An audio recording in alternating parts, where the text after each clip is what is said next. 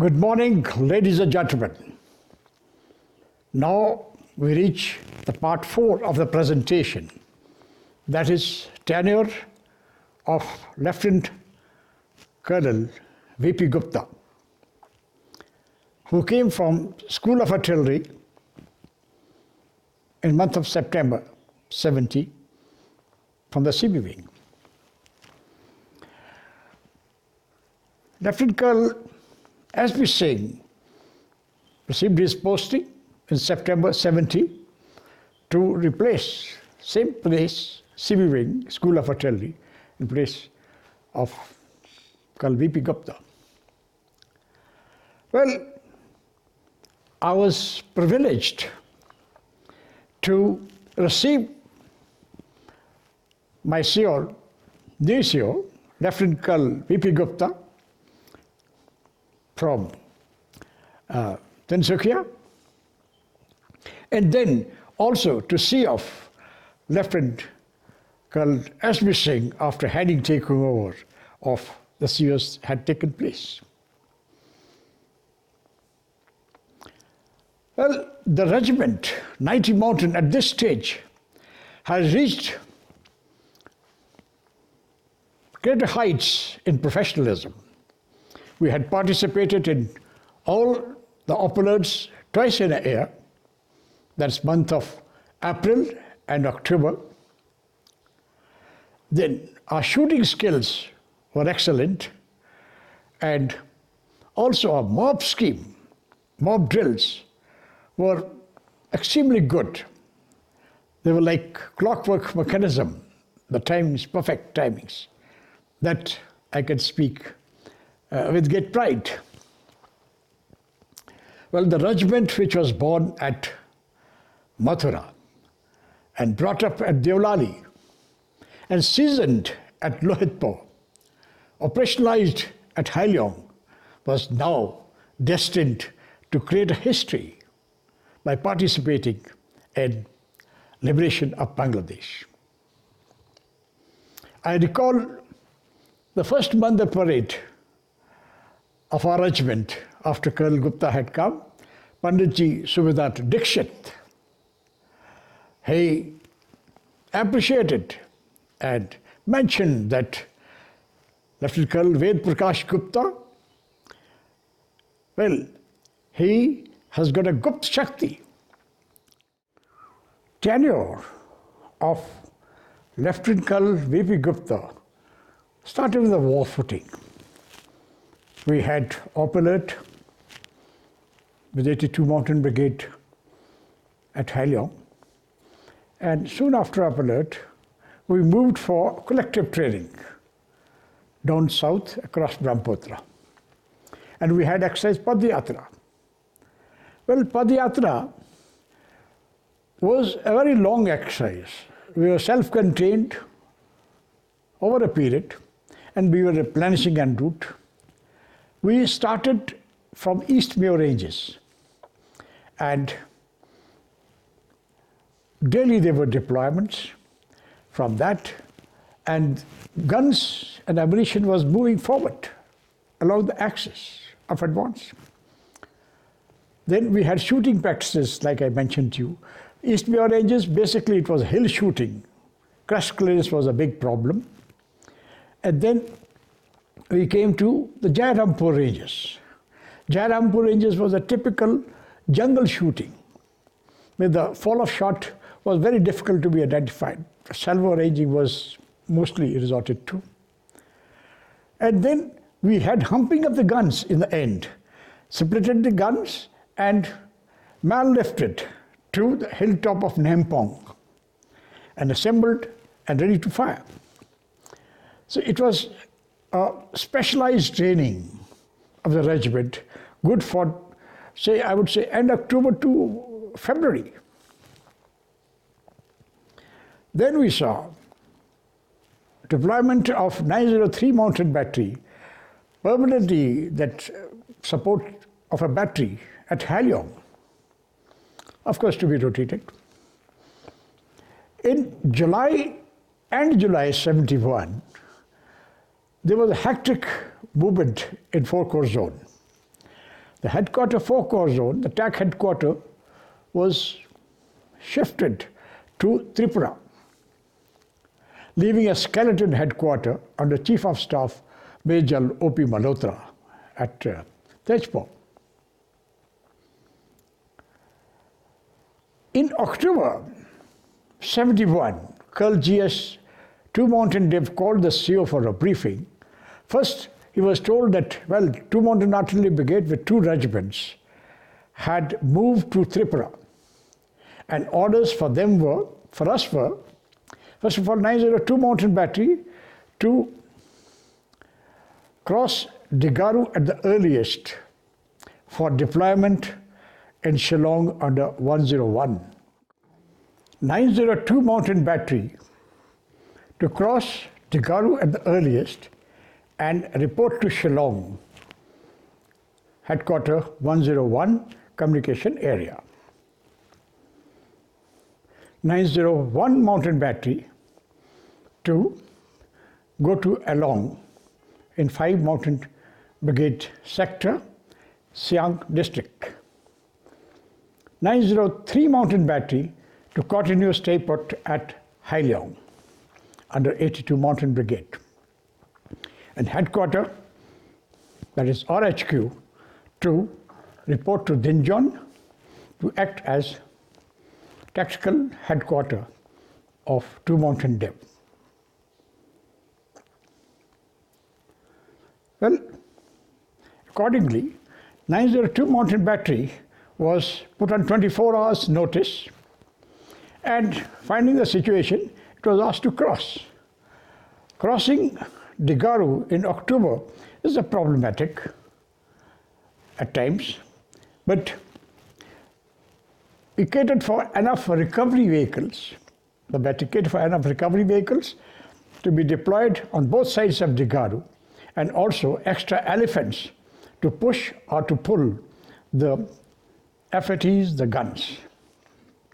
Boys did extremely good job, and the battery was crossed successfully and moved to Shillong by mid-October 71.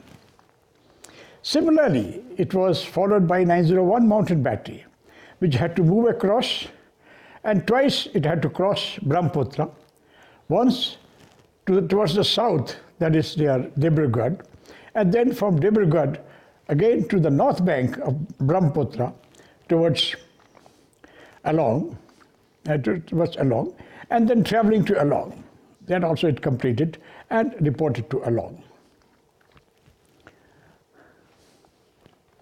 After some time, the CO was told also to go to Along 5 Mountain Brigade sector and prepare an exercise division in attack in mountains for the divisional officers. The CO went there and could meet 901 Mountain Battery in Along sector. But just after 1 week, the CO was called back and told that here are the orders for move of the regiment. So regiment less 903 Mountain Battery was ordered to move and report to TAC headquarter 4 Corps at Tilamura, Tripura. 902 Mountain Battery had already been deployed at Shillong under command 101 area. So it was only move of RHQ and 901 Mountain Battery to Tripura. Accordingly, 901 Mountain Battery and RHQ, they were asked to leave their locations and concentrate in area Dinjon, south of Brahmaputra. The 2IC was also asked to come and report to the SEO. The SEO gave orders, briefing orders to the 2IC, move with RHQ and 901 Mountain Battery to area Tripura South. At each traffic control post, I shall be leaving a note for your next halt / contact. we will be out of communication from each other till the time we join. And where, that I would know. So, gentlemen, these were the orders, very practical orders at that situation and available information. Now the SEO, with his R group consisting of driver Lakshman Singh, Sahayak Banta, and operator, they left for headquarters Foko, Tripura, following the route, halting at these locations: Jorhat, Shillong, Silchar, Dharmanagar, and to Tilumora. Tilumora was the location of the TAC headquarters of headquarters Foko. It took them 8 days to reach there. On their way to this location, the CO was briefed by Lieutenant Colonel, the GSO-1, Lieutenant Colonel Chandu Gupta of 101 area, about the general picture. At Silchar, we learned that the 903 mountain battery is also being released for the operations. However, they got intimation in the middle of November. They were given instructions for move to Lido by rail, Lido to Karimganj by rail. The CO reached the Corps headquarters, Talimura, on 17th of November. Here he was briefed by the Corps RT Brigade staff officer about the general plot. And then he was asked to report to the Killer Force, headquarters Killer Force, which was at Jungle Warfare School, headquarters of a Jungle Warfare School, now called as CIJW. And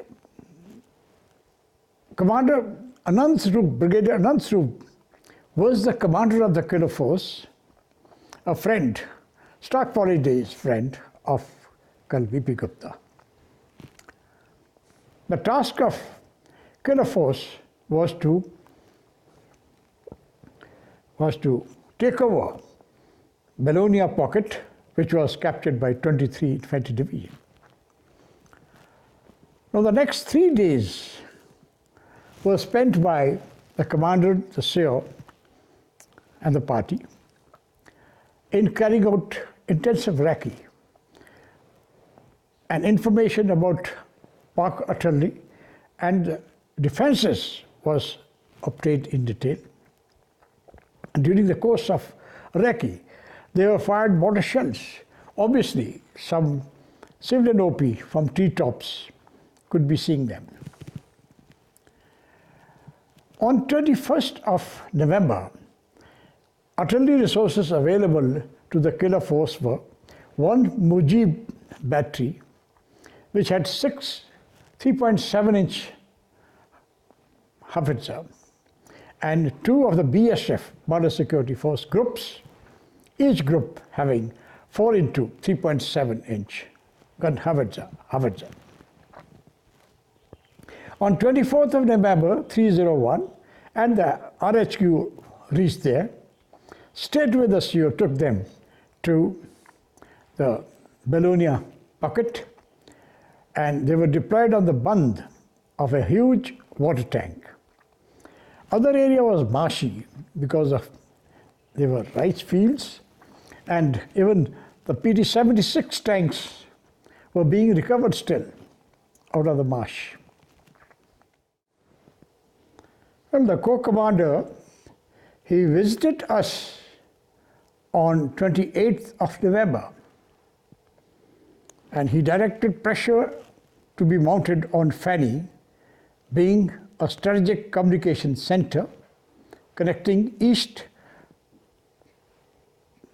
Bangladesh with the rest of the country. The Corps commander was briefed by the CO. The salient points were that we had only 901 mountain battery as an effective fire unit. Mujib battery, very high morale, but they could only perform the simple tasks.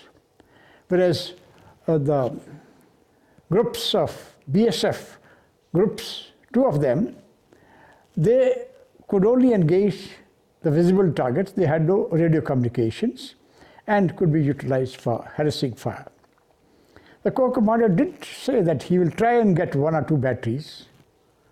So the CEO requested if we could have 902 and 903 mountain batteries of ours, and also bid for a troop, 3 guns, 5.5 howitzer.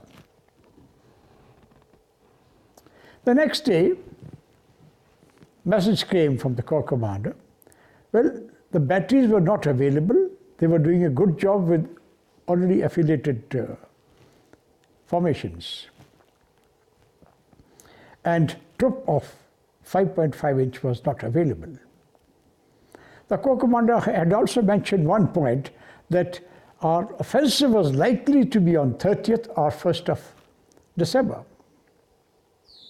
We launched our offensive on 1st December, engaging East Pakistan from different directions.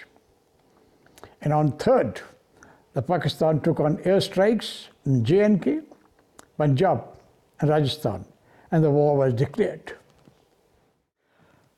Now I'll give you the status of various elements of 90 Mountain Regiment as on 3rd of December 71. RHQ and 901 Mountain Battery was located at Belonia under command Kilo Force. 902 Mountain Battery was located under 101 Communication Zone at Dauki and Muktapur. 903 Mountain Battery was located at Karimganj under command Echo Sector.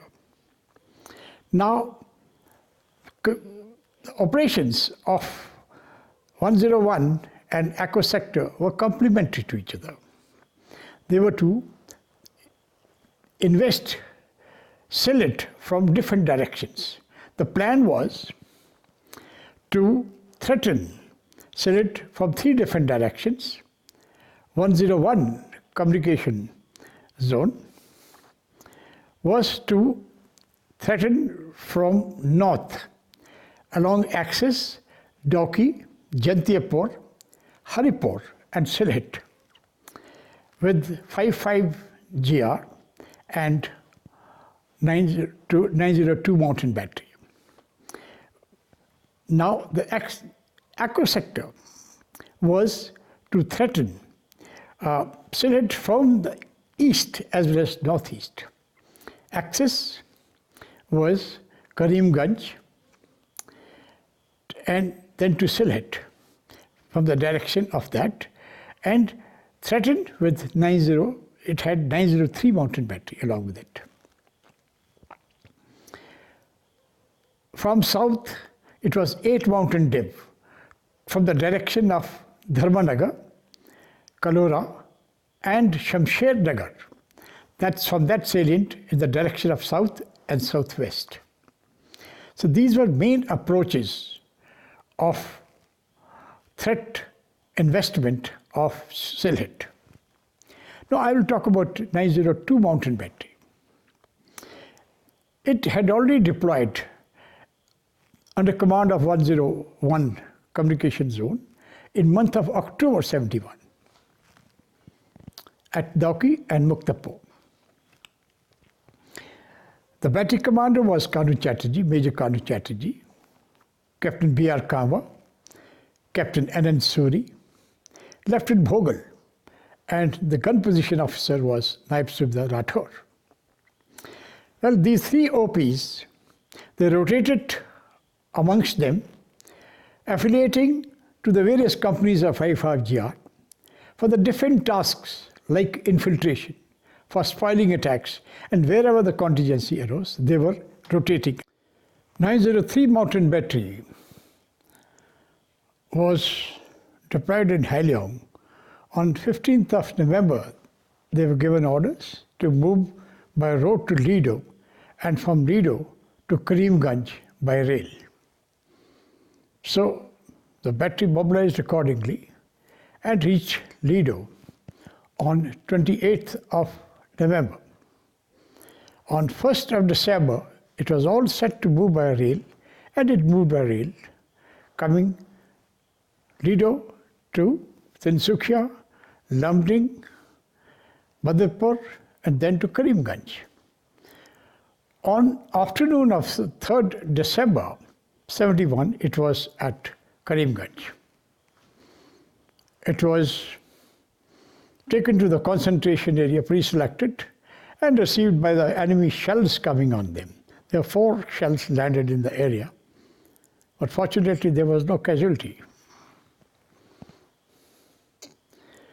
Then the total force available to Echo sector was, there were 2 CRPF battalions, the holding role battalions. There was 1 BSF battalion, and then there was 1 East Bengal battalion, which had defected the East Pakistan forces. That battalion was available to them. In this, the battery commander was Major E.W. Fernandez. Captain J.U. Matai was the battery 2 IC. Then Captain A.N. Vora was one of the officers. Lieutenant Anup Singh was the gun position officer. Well, J.U. Matai was with 1 East Bengal unit and for infiltration role. That had a major role to play, to infiltrate behind the enemy lines and then also give flank protection to the column of 101 communication zone coming from Dauki, Jantiyapur, Haripur, Sylhet axis. So there was not many engagement during infiltration time, there was no requirement. But the second column was with Captain Anil Vora. That was with a BSF. So whenever the need arose, there were engagements of the enemy very effectively by using specialized procedures and then inflicting maximum casualties. And they resorted to basically, like I said, false front and then tactical withdrawal and destroying all the bridges after the withdrawal taken place. Well, the corps commander had directed to build up pressure on Fani. Fani was engaged with the guns, known guns in mortar locations, enemy known locations, then harassing fire to some extent, and the Mujib battery was utilized to engage the railway station, the Fani station, airfields, and city centers. VSF troops took on the visual targets and also some harassing fire. On 3rd December, we had information that they're going to attack. So we kept stand to, ready for any eventuality. And there was panic noticed in infantry battalions in front because Pakis started playing tank noises on loudspeakers. Well, information intelligence was there were no tanks with the enemy. So it was a panic situation. And well, we got the information, Mujib battery, Mujib elements as well as Mukti Bahini elements and the civilians that the enemy had withdrawn. So patrols were pressed in to find information, to gather complete information, accurate information. So next day, 4th of December, it was found that the enemy had withdrawn. So it was actually capture of Fani not with any major effort. Enemy had withdrawn and had destroyed the bridges on the both sides of Fani. It was a major, the first major victory of Indian Army on East Pakistanis, fall of Feni. So politicians, they organized a victory rally at the Feni station, which was participated by the army commander and the corps commander. This is when the army commander met our CEO at Feni. So now was the chance to develop operations towards Chittagong along the coastal highway. Well, as the bridges had been destroyed, now our training which we had conducted, long training, specialized training, a Padayatra, that came handy. And with the assistance of civilians, we moved forward our guns and ammunition. The most fierce battle took place on 7th of December at Kumira, where 31 Jat suffered heavy casualties, and our operator, Shiv Kumar, became Shaheed. And Captain Ali, the OP officer, the forward observer, was also injured by splinter injuries and evacuated. Well, the advance continued, and both sides had maximum fire, artillery fire exchange. On 10th of December, ceasefire was ordered. And that time, Kilo Force and headquartered 90 Mountain Regiment, they were only 5 kilometers away from Faujdar Hut, the military academy of theirs, and 15 kilometers away from Chittagong.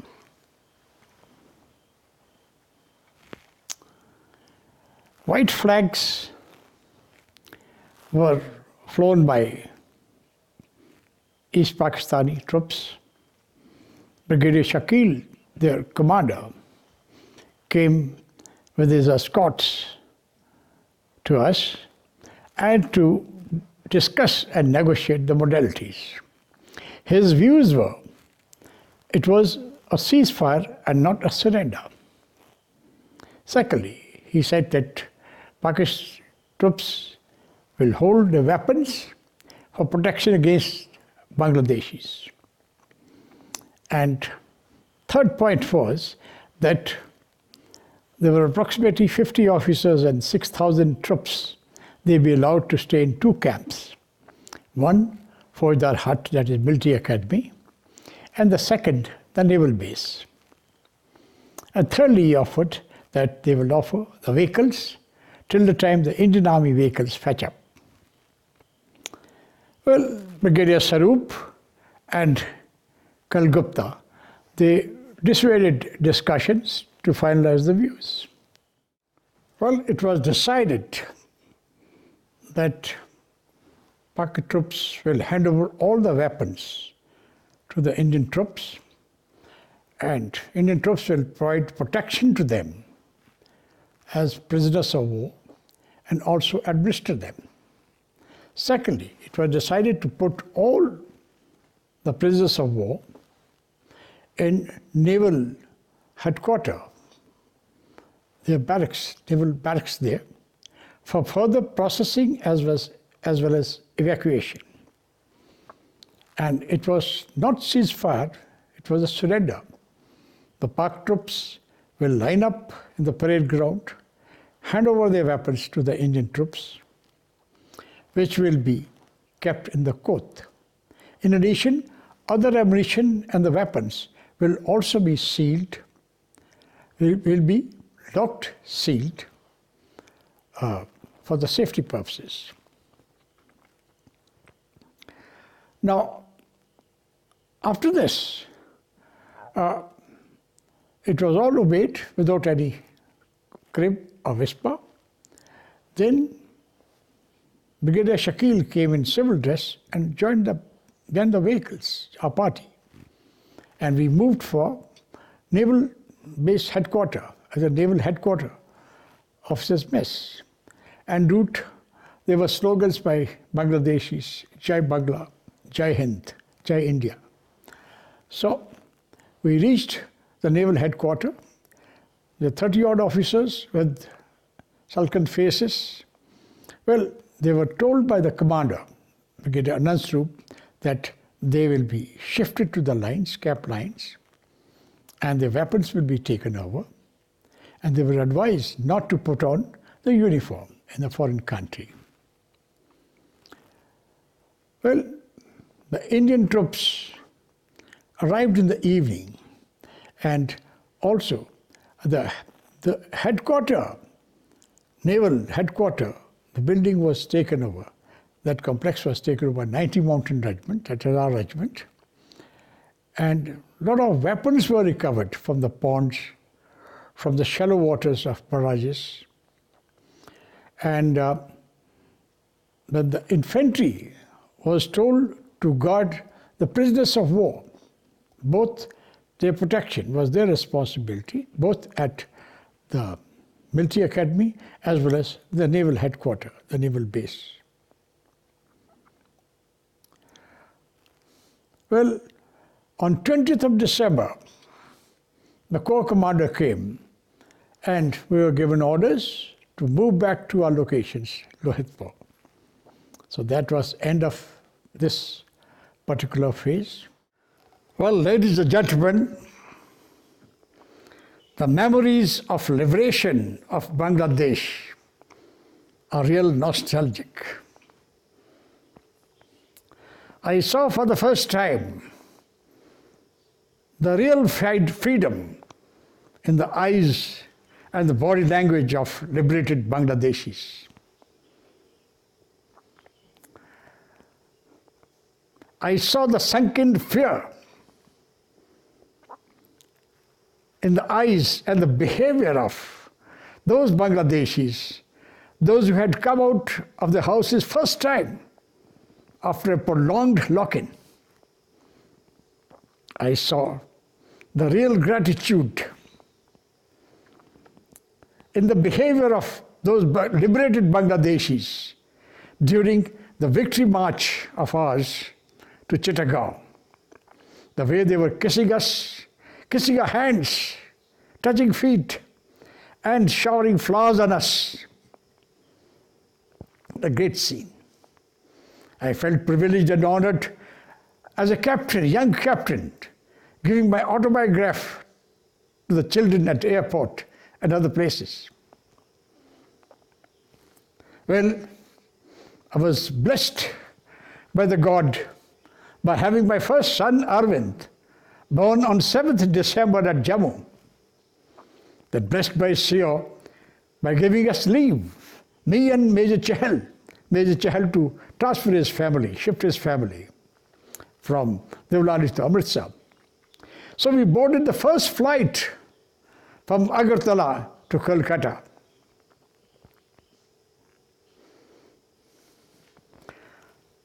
Ladies and gentlemen, I felt honored seeing my CEO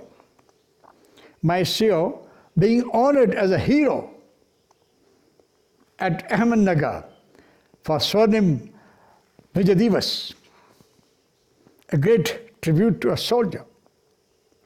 I felt honored and privileged by God blessing me, command of 4 Corps, the victorious Corps, Gajraj Corps, which liberated the Bangladesh year 2004 to 2005. With this, we come to the end of presentation of part 4. The Tiger, the victorious Tiger, shifted the regiment to Lohitpur, settled it, and proceeded on posting to 21 locating Deolali in the month of April 72. Thank you very much, ladies and gentlemen. Jai Topchi,